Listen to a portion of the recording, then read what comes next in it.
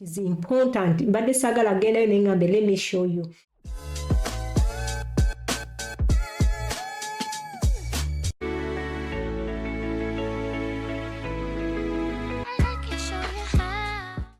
Mujje bali kumwe n'Abannayuganda gye muwangalira kansubire bulungi olw'okulwaliro ngenda kubalagako ku visa ya New Zealand.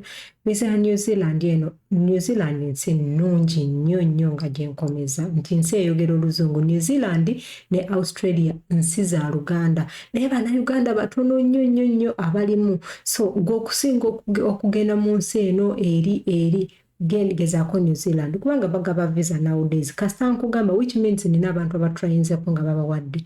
So g'omuntu afubye omukisa n'ondaba ssaawa zino bw'oba ng'olina already ng'olina paperwork yo nga bwe kankulage w'ogenda okuapplyinga visa yo step by step. Bw'onoobuukamu gundi emu nga togirabye ogenda kufiirwa byonna kubanga si bizibu naye olina okutwalako akadde okukola ki okubeera nga obiyiga. Anyway, let's go. Genda ku Google yo linki, ngenda giteekaawo mu bio.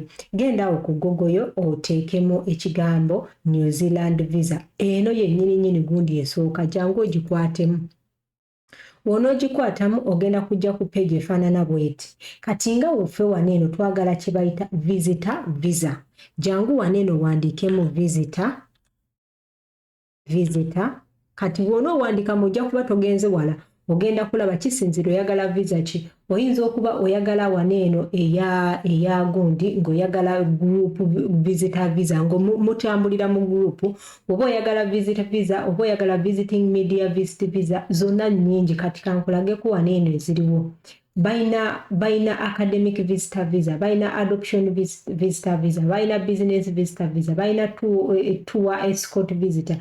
Bayina nyingi nnyo. Kati gwe nga gwa andaba essaawa zino oyagala kugendera ku ki. Bayina sport ng'ogendera ku bya sport, waliwo events, waliwo nyingi, refugee climate, bannange nyingi, child of work visitors visa in case ng'olina omuntu akolayo bamaamawo naye nga bwe bityo, treatment visitor visa kuliko bannange nyingi nnyo, Germany law student visit visa kuliko mpitirivu nnyo visa awo.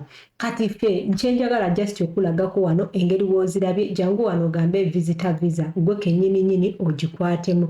Onoogikwatamu waneeno egenda kulaga length of stay up to either 6 or 9 months. Ne bakulaga wano cost kugenda kubeerako sente ezo, it is $211. $211. Processing time ne bakugamba egenda kumalawo 2 good weeks nga okola ki, nga visa tennafuluma. Kati jangu waneeno mbadde nsaba osome kubagamba wano people travel on a passport from some countries must apply for a visitor visa. To visit New Zealand, you can stay up to either 6 months, multiple entry or 9 months entry. You can't work, but you can stay up to 3 months. Kati zone 3 months zonoba osigalamu osobola okunoonya omulimu n'okola ki n'okola. Anyway, let's go. Jangu wane wali apply online. Jangu awo ojja ogamba login, ojja no loginga in. Wamala okuloginga in egenda kutwalamu kaakadde accessing, then emalejje ogenda kujja waneeno. Kati waneeno no creatinga ku Real Me. Wojja wano ku Real Me wano waliwo login. Engeri otanaba ku loginga in, jangu wane wali create Real Me. Kati bw'ojja ku create Real Me ogenda kujja abantu abafaanana bwe wati. Teekamu email yo, teekamu username yo. Kati bw'oteekamu email yo bagenda kusindikira code, making sure nti oteekamu email entuufu. When you put your email, they will send you the code here, and then you put your username, n'oteekamu password, n'ogiteekamu ogwokubiri, ne tugenda maaso. Kati kanteekemu tugende maaso. Kati ogenda teekamu gundi, nze ntaddemu email enfu, ntaddemu erigundi, biki eyo email njigira.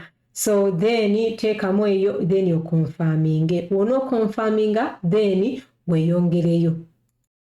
kati womala oteekamu amanya osobola oteekamu amanya go nga gali 2 gokka ate n'ekyokubiri beetaaga strong password bategeeza ki bategeeza password eri strong nga wonoolaba nga mulimu bu percentage nabalaga engeri we bakola strong password n'oteekamu 1 n'oteekamu erinnya n'oteekamu kasirashi n'oteekamu making sure nti oteekamu password gy'otajja kwerabira kati tujja ku page efaanana bw'etyo lwakubanga simanyi lwaki ebigambo tebirabika bulungi. I think now wano nga bakugamba mobile number biki teekamu ennamba yo kati ogenda kujja wano eno oteekemu ennamba yo then ngenda teekamu wano eno ennamba yo ey'ensi yo kati nga gwe toli wano eno ku gundi ku zino gundi then tugende maaso kambijuzeemu then tugende neme kuteekako eno video ebeere ki mpanvu nnyo.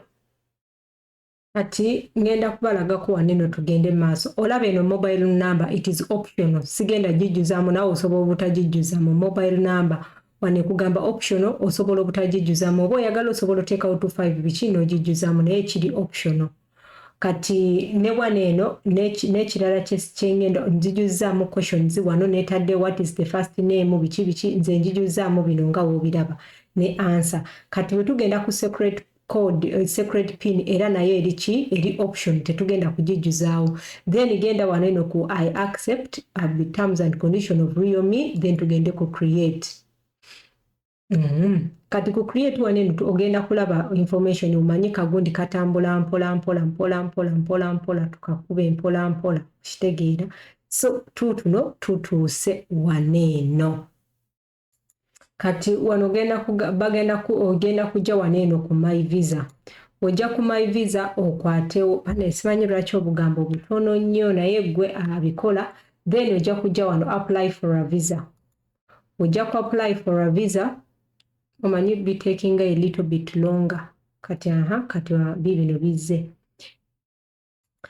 kati kweno ku page yaffe eno ogenda kujja wano eno bakubuuze wano eno oscrollinge wansi wano waliwo scrollinga wansi bakugamba are you applying for a temporary visa or resident visa ojja wano n'oclickingawo n'ogamba temporary kubanga ebiseera ebisinga tugendera ku temporary kati wojja wano ne bagamba are you outside New Zealand gamba yes oli wabweru wa New Zealand what type of visa do you want to apply for jangu wano eno ogambe oyagala ki oyagala visitor worker student biki oyagala group nga mutambulira mu group oba oyagala gwe tugende ku visit kati ne bakubuuza wano are you a citizen or a permanent of Australia or a citizen of a visa waiver ng'ogamba no kubanga ova mu Uganda teriimu kati ne tujja wano ne bagamba refer to New Zealand website for details information biki visa options ng'ojja wano eno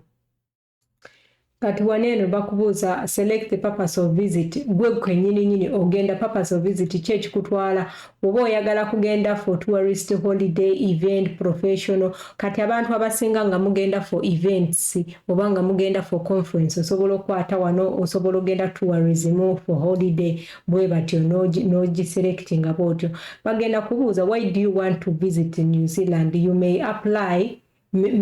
may be required to upload evidence to show that you might meet the requirement of the visa because ebitya oba okitegeera onogamba I am coming for a holiday vacation oba I am because ebitya bwe bityo or to visit a family if you are going to visit a family or a friend ng'olina invitation then it is okay oba ng'oweekolera mu holiday nga bino betwagize ebya babita bata bino ebya gundi byaffe events zaffe ng'okola bwotyo then ogenda kujja awantu wewati nga bakugamba start the application mbadde njagala wano osomewo naye to make gundi tugende wano eno to start the application kati tugenda tandika application gamba start application yegire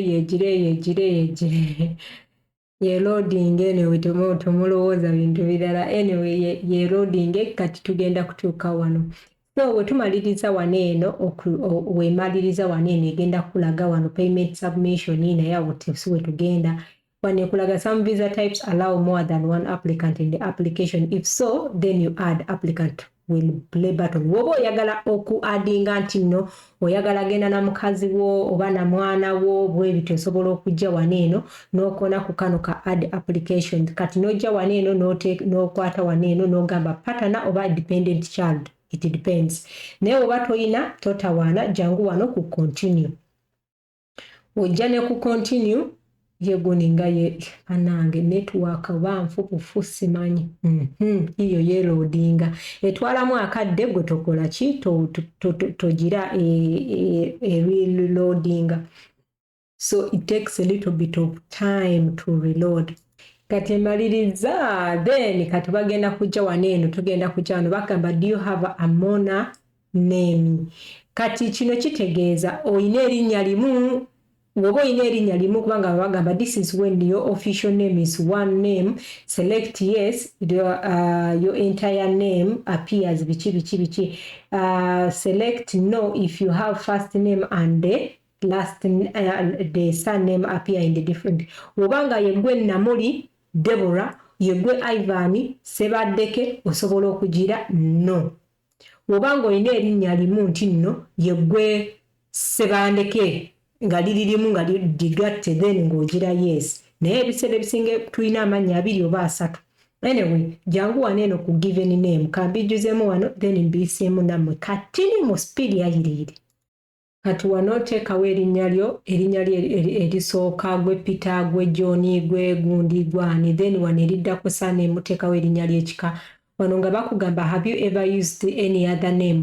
Kiriwo ekiti kati nze ndi mufumbo edda nalina erinnya lyange ery'Egganda newe nafumbira omwami wange n'enkyusa naye gwe obanga okyalina amannya go nga ge gamu kubanga nze amannya gange malala ne wano kati gwe kennyini oyinza okuba olina erinnya wali ddala ne wano ddala kati it depends obanga wali okyusizzaako kati nga nze bagamba this name biki kati gwe obanga tokyusangako linnya have you ever used any other name kati nze nali nkyusizza naye ate gwe ebiseera ebisinga abantu abamu tebalina nga tokyusangako ku linnya nga geryeri erinnya lyo kati gwe teekawo no oba okitegeera jangu waneeno bakugamba what country of territory will you the applicant be when application is submitted. Wano teekawo ensi yonna gy'olimu. Oli mu Uganda, oli mu Dubai, oli mu Saudi Arabia, oli mu Kuwait, oli Kenya, oli Marawi, oli Iraq, wonna w'oli, oli Turkey, ensi gy'olimu gy'ogendera embassy gy'olina okuteekawo wano.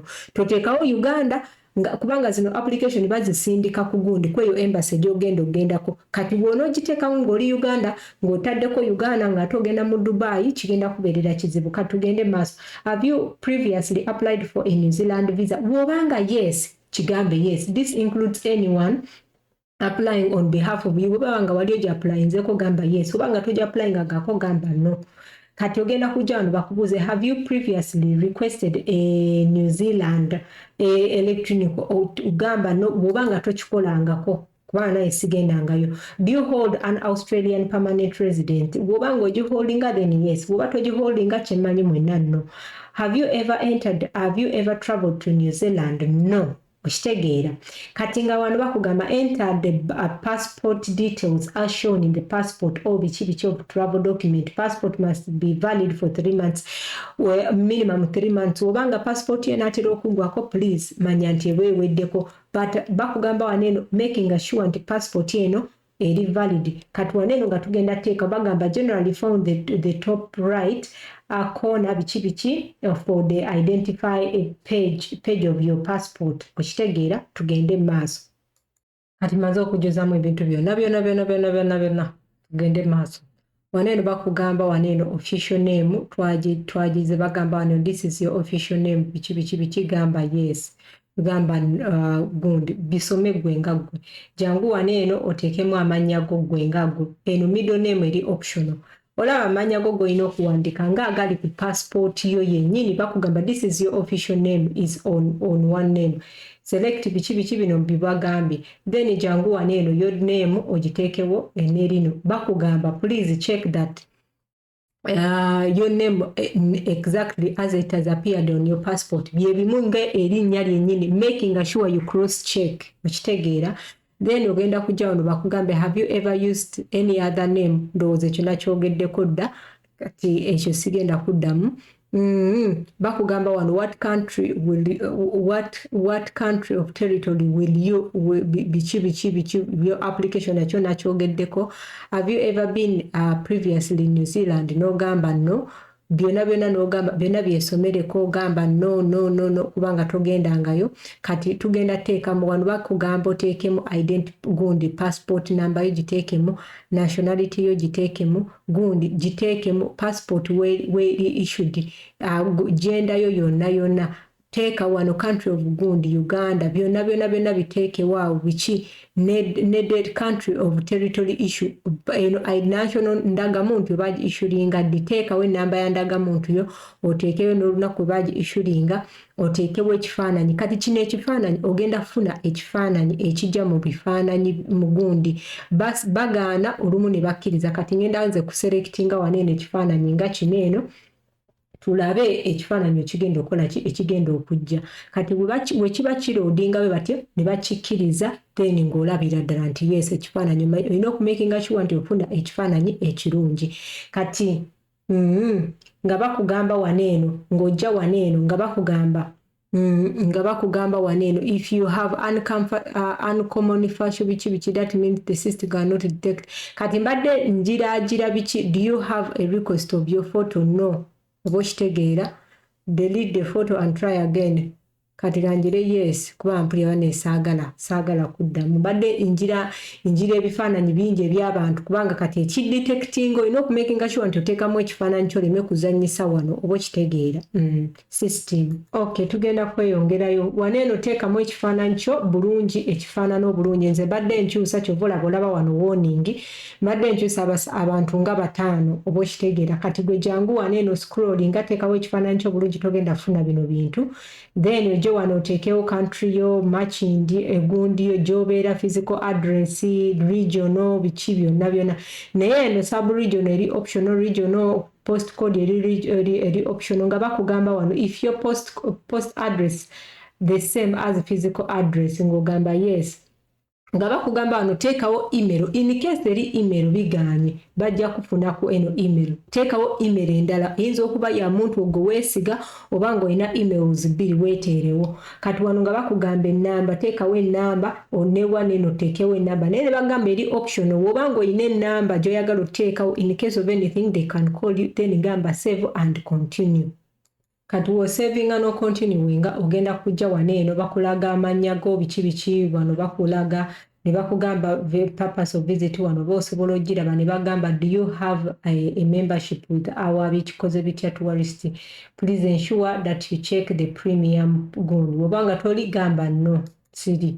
Kati ogenda kujja wano yo financial support nga bagamba are you able to finance support yourself during your stay including onwards travel? Yes. Wobanga bannange tosobola kugira tebagenda kuwa gundi bw'olina okubeera ng'ogenda financinga yo stay. Do you have prepaid accommodation? Wobanga otambula awantu nabagamba olina okubeera n'accommodation where full address olina okunoonya ekifo ng'okisasudde n'okiwandiikawo waneeno kitegeera. Kati tugenda kugenda waneeno era nga wetubadde. Do you have a membership? Gamba no. Wano bambaddewo neekanziremu. Do you have a membership? Biki gamba no. Bakugamba waneeno are you able to finance yourself during the stay? Gamba yes. Kubanga wogamba no which means tebajja kuwa kubanga oli mwavu. Do you have prepaid accommodation? Gamba yes ogirina. Bw'oba togirina gamba no naye ebiseera ebisinga nze I always advise you bw'oba ogenda awantu funa hoteli omekenge nti olina hotel bookings. Bw'oba kugamba waneeno if you are staying at more than one address enter the first address osobola oteekawo hoteli w'ogenda okusula. Oba ogenda wa muntu osobola oteekawo ew'omuntu w'ogenda osula kuwadde address. Do you have at least biki sente 400 available for each person? Osobola ogamba yes kubanga muna omwavu tatambula nga bulijjo bwe mbagamba. Ne bakugamba waneeno nti what evidence on you evidence of onwards travel will provide. kati wojano no clicking wagenda ku option bagenda kugamba I have evidence for a prepaid booking, I have sufficient fund to purchase travel. Osobola okujja waneeno oba osobola okugamba ekyo oba okitegeera, it depends on what you want to gwe kyoyina. I have sufficient fund, olina sente ezimala okupurchasinga travel. Kati ogenda waneeno bakugamba do you require a multiple journey visa? Oyagala okuyingira wofuluma oyagala okuyingira wofuluma, osobola omugamba no, oyagala just kugenda one time ku visitinga anyway n'ofuluma oba oyagala, obanga oyagala yes then ng'oteekako ng'ogamba kati katugeze invitation yo oba event yo gy'ogenda okugendako yanga lumu ogw'ekumi 2024, so olina okuteekako date ey'okufuluma oba ogenda fuluma oba nga 2 oba nga 9 simanyi oba okitegedde omwezi tugambe gwa 10 oba okitegeera 2024. Kati kisinziira how many days are you going to spend that side oba okitegeera, olina okumakinga sure nti olunaku ebbanga lyogenda okumalaawo ebbanga liri omwo mu gundi yo, manya invitation yo oba gundi yo gy'ofunye ekulaga nti nno oyingira you arrive in New Zealand ku lunaku bwe ruti, ennaku z'omalamu estimated date of your final departure, olunaku lw'olina okufuluma. Wana wantu nteekawo essira kubanga abantu abasinga mukola nnyo mistake eno. Bw'obanga ogenda kutambula olina okuteekawo olunaku lw'oyingira n'olunaku lw'ofuluma. Olunaku oluli okwo oyinza okugamba okay ngenda kugenda mu lunaku bwe luti nga enkya oyinza okugamba ngenda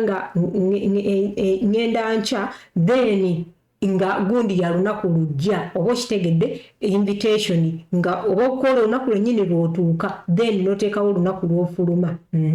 Nga no agamba if any including this application is under 16 and planning to stay in New Zealand for more than 12 months, you may have permission to travel with one parent evidence which bw'obanga olina omwana ow'emyaka 16 ne wansi ojja kubeera nga olina okulaga nti olina custody ye ebintu bwe bityo nti omuyinako obuvunaanyizibwa, olina birth certificate ne evidence eraga nti tomubbye.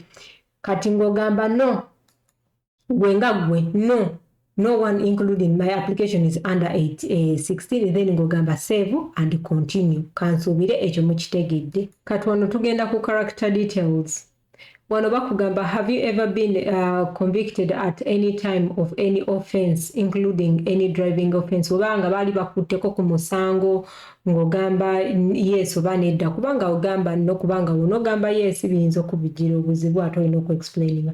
Are you currently under investigation, wanted for question or facing charges for any offense in the country including New Zealand? No. Have you ever been expelled, deported, included, removed from or refused entry to any country? No. Have you ever been refused a visa or permanent by any country included New Zealand? No. Then ogamba save and continue. Kati bwe tugenda waneeno tuli mu kugenda mu lugendo oba okitegedde olugendo lwennyini. Kati wano nga bakubuuza do you have any medical condition that require or you may require one or biki for during? No. Obanga tolina oba okitegedde. Hospital care? No. Residential care? 9. No. How long do you plan to stay in New Zealand? If you are in New Zealand, which includes time you have spent here. Oyinza okuteekako ba 10 days, 1 month, 1 month or less bwe batyo. Then jeziri ennaku ze nakugambye. Have you ever been a medical examination for a current visa application? No. But wobanga wali ogenzeko Australia ne bakuma gamba yes. Naye wobanga togendangayo ngamba nokubanga bajja kubiraba muli eri oba kitegede mu system New Zealand ekolagana nnyo nekine Australia gamba no. Kati gamba save and continue. Oba wejize. You have not answered all the questions. Okay, kanzireyo. Which questions? Okay, which questions? Kanzireyo. Okay, do you have tuberculosis? No, I don't have tuberculosis. I had forgotten this. By the way, obango inake werabidde era bajja kugamba inake werabidde. Go back. Okay, now nga bakubuuza, are you currently working? Ng'ogamba yes, bannange omwavu tatambula, okola wa monthly, enter month and year, provide details of your work. Ogenda teekawo omwaka ogundiyo tugende maaso. Wano tubaddewo bagamba, are you currently working? Yes, a month, teekawo omwaka gwatandika okukola. Oteekewo n'omulimu job gw'olina. Kati wano oba oteekawo emirimu gijja, oba okitegeera wano eno gijja, oba gijja mingi, then you select which job, oba okitegedde kanteekewo nursing gw'olabe emirimu egijja.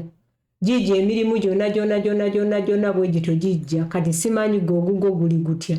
So kati ojja kujja wano country of territory of work, Uganda, state, the regional, central, Uganda, country or territory where organization is based, Uganda.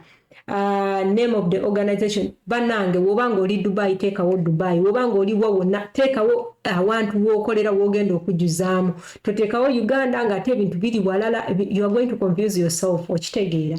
So name of the organization oteekawo egundi gy'okolera eya employer egundi, kati nze kanteekewo Kampala, kanteekewo bibino wano bizze n'okujja. Okay, employer phone number olina n'ogiteekawo osaaga, ojja teekawo ennamba y'omuntu nga banaamukubira ajja kwogera birala, oba okitegeera. Teekawo email address ye, oba okitegeera. Teekawo email address ye bulungi, such that bajjamu emailinga buki bulungi.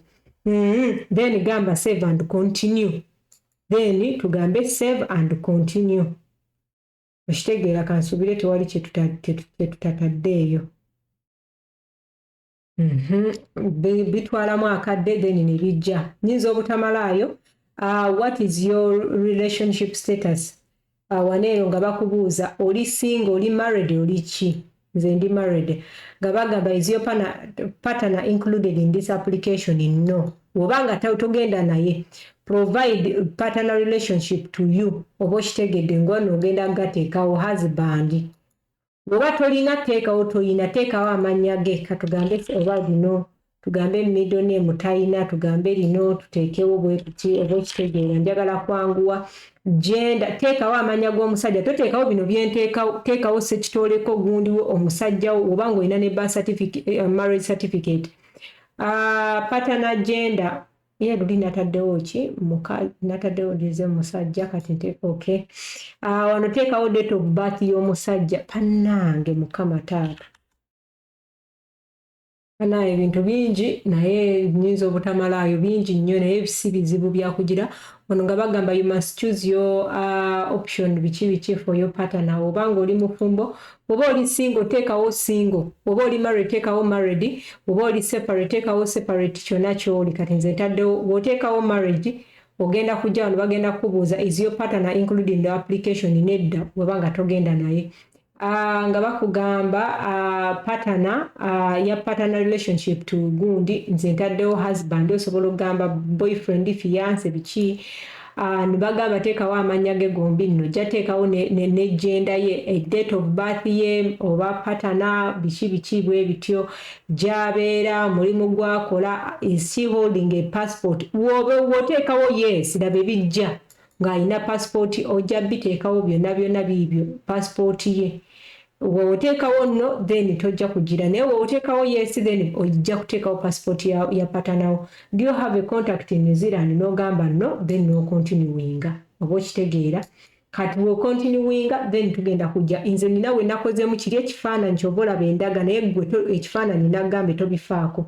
Kati ogenda kujja wano bakugambe personal completing form. Are you completing this form on behalf of someone? You are only completing this form on behalf of someone. If yes, if you are not included in the application, select no if you are applying for a visa for yourself. And you include those if you are only completing this form on behalf of someone. If you are not included in the program, in the application, select no. Wobanga sigwa agenda okwejuliza gundi eno ng'omuntu agenda gikuliza, asobola ogamba no, bw'obanga gwagenda ogyejjuliza osobola ogamba yes. N'ogamba save and continue. Kati nze sigenda kweyongerayo, sagala kwereetera bizibu kukola ki, kubeera nga ngenda bimalayo bannange.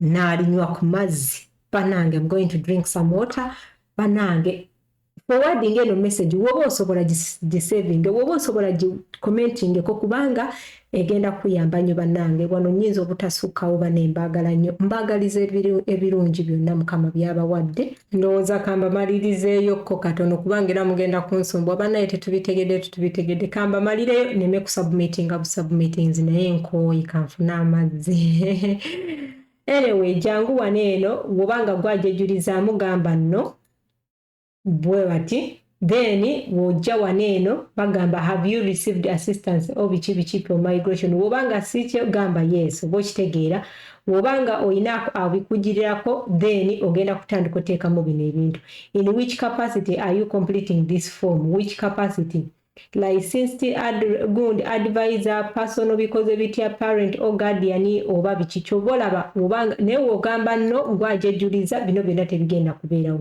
have you received assistance or relating for this good ngogamba nno obanga tolikoze ekito tofunye assistance kati gamba save and continue then tweyongereyo oba okitegeera kubanga omuntu okujuliza eno form alina okubeera nga alimu ebyo simanyi licensed simanyi biki leerere oba parent wo oba guardian wo so okwewala ebizibu ebyo tugambe nti nedda tetulina atujuliza kati eno page bagiyita supporting documents eno gundi ya makulu nnyo and it is very very very important kati bagenda kugamba are all document you needed to upload in English byonna byoyagala okuteekayo biri mu luzungu yes kati ojje waneeno ogambe upload the relevant pages of your passport esooka passport your national identification card. Are you living in a country that is not your country of citizen? Wobanga oli mu Dubai, Kuwait, wona nga since yogamba yes. Are you living in the country that is not yes? Wobanga oli mu Uganda gamba no. Obokitegedde kubanga oli mu Uganda ogamba yes, ogenda teeka what country are you living in? Ogenda teeka Dubai oba wherever in sijokola jojira. Kati bagenda kugamba every purpose of a visit evidence igwenga gwe bakubuuza gundi bakubuuza reason lwaki purpose of visit kati waneeno ebintu bye bibanga already biri mu PDF making sure nti obikwata ne bibeera mu PDF yo nobeera ng'obiteeka mu such that wobigira biri mu browser yo ku laptop yo kwokozesa oba ku simu yo gyojjulizaako ng'osobola oklikingako kati nga wano bwoti woklikinga kati nga bwoti bino ne bijja ebifaananyi ne bijja oba okitegedde ebifaananyi we bijja ng'oselectinga kyoyagala oba okitegeera tetugenda kugendayo okay kati nze sibirina era wano wengenda okubanga mbakomya oba okitegedde naye just nkulagako cause it is important mbadde saagala gendayo nengambe let me show you wobanga otuusa awantu wano bwe wati which means oyagala ku traveling oba oyagala kuyiga kinene commentinga wansi olwaki oyagala genda mu New Zealand why do you want to go to New Zealand which reason tell me tuwayemu okay anyway we go wano bakugamba evidence of a genuine intent gwe evidence from your employer showing that you live from work wobanga oyina employer wo genda akwandikira ebbaluwa nti ono omukozi wange agenda jangu wano otekewo ebbaluwa eyo gikopinge ogigire then ejja kubeera mu simu yo giteekemu ne bakugamba wano evidence of your Australian visa if applicable obanga ogirina your Australian visa if you don't have it then you leave it ne bajja waneno ne bakugamba obugambo ng'ate buyitiridde nnyo kuba obutono balwa kubanga kanzireyo mukava anyway bakugamba wano other evidence of genuine intent okitegeera jangu waneeno in any addition of evidence above additional evidence will help with the access biki byebyo byetugamba oba okitegeera genuine gundi kati waneeno ojja waneeno no nga kuliko do you have to upload other evidence to support your application yes oyina oteekako ebyapa byo oyina okuteekako ebintu ebiraga nti oli mugagga oyina okuteekako financial support yo oyina okuteekako ebintu ebiraga adinge ojje wano omale okuteekawo kangezi otaddewo visa z'abaana manyanga academic certificate birth certificate z'abaana bo otaddeko ebyapa byo otaddeko bank gundi zo abagiyita batya bank statement yo otaddeko ebintu ebikulaga nti oli mugagga nti ogenda kudda jangu wano gambe add other document add waneeno oyongereko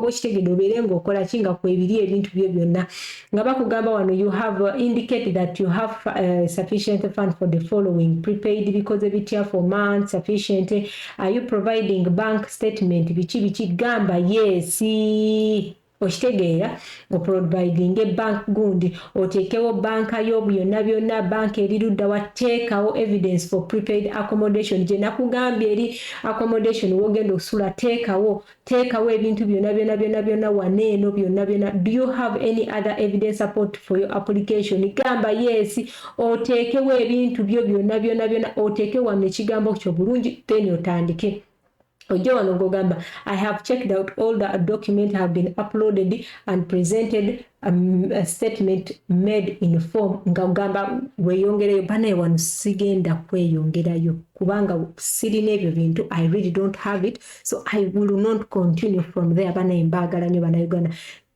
mbaagala nnyo mukama bankuumire I love you may God bless you banaye mu sharing video eno